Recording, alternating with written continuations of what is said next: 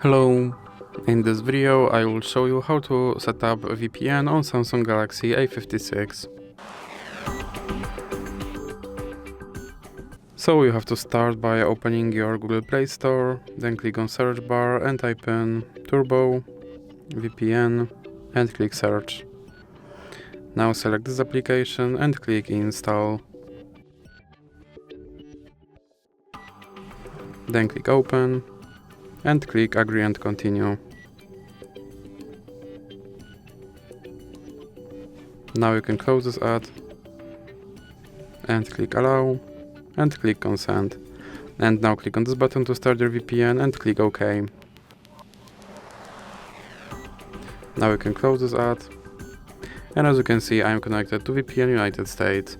So that's it for this video. If you liked it, please remember to leave like and subscribe.